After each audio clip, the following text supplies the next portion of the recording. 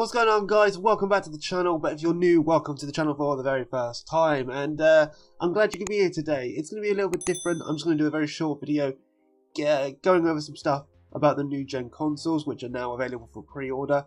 My friend tried to order one. Apparently it was a nightmare, but we moved. So, the new gen consoles, they are going to be very with us. They're going to be with us very, very soon, and I for one am very excited about this, and I think a lot of other people are as well. And I know a lot of other YouTubers probably would have done this, a lot more important ones and famous ones, but I just want to give some information on them, and then I want to go over my opinions. So in terms of performance, from what I've seen, and I'll put the specs up on the screen now, Xbox looks to be slightly more powerful than the PlayStation 5. But however, I think regardless whichever console you tend to, if you do choose to get one, you're obviously going to be getting an upgrade compared to the Xbox One and the PlayStation 4. There's not really much difference. I think if you want to get down to the nuts and bolts of it, I think the Xbox Series X will look a bit nicer, a bit cleaner, but apart from that, there's no real difference. So I wouldn't base a decision based on the performance levels. The controllers. Now, I was keeping a firm eye on this because I know we got to see the PlayStation 5 controller. I think it was a bit later than the Xbox Series X controller. Don't quote me on that. I'm not sure. We saw one before we saw the other. And from what I can see, the PlayStation 5 controller, the new one, is a major evolution on the design from the DualShock from the PlayStation 4. From what I can see, it includes a haptic feedback. It includes adaptive triggers, which can offer resistance depending on what game you're playing, which I think is huge. Like, it adds a bit more realism to it, and it still has the same touchpad and speaker that we're all used to and love. The Xbox Series X controller is slightly smaller than the Xbox One controller, and it has a share button, but it also has hybrid 4-way and 8-way dimensional pad, as you can see in the picture. This will be able to, I think this is a great movement, because at the moment what we've got now is very basic, whereas this offers a bit more fluidity with certain games and certain choices, so I think that'll make it a lot easier.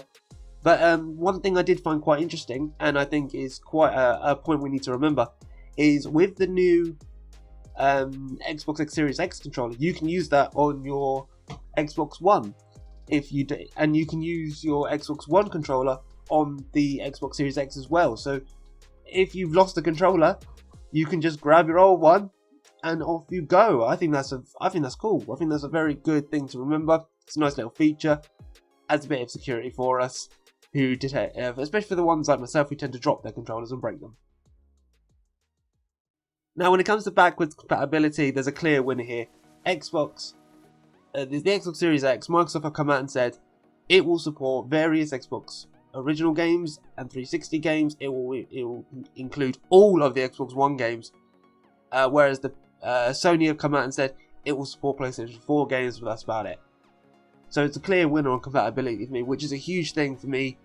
For what I do here on the channel, I do retro gaming, and it's always, even though I do have a PlayStation 2, well, I'm currently borrowing a PlayStation 2, it is nice just to be able to play certain games from my childhood, just slot it straight into the Xbox One, and I don't have to worry about it because it's got backwards compatibility. Huge plus there for Microsoft.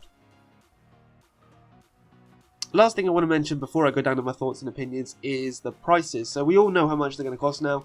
They have a disc version and a digital version. Digital versions are considerably cheaper, but at the moment here in the UK they're about, I think the rough price and the most prices I'm finding at the moment is like £449 and 99p. So we'll round that up, £450, or I think it's like $500 in the United States for both consoles. And like I said, they both come with digital versions, and they're both considerably cheaper. So what this tells me, essentially, and what I think it tells a lot of people, is that they're trying to phase out discs. That discs are going to become a thing of the past soon, which is kind of it's an end of an era. I think we're starting to get into that.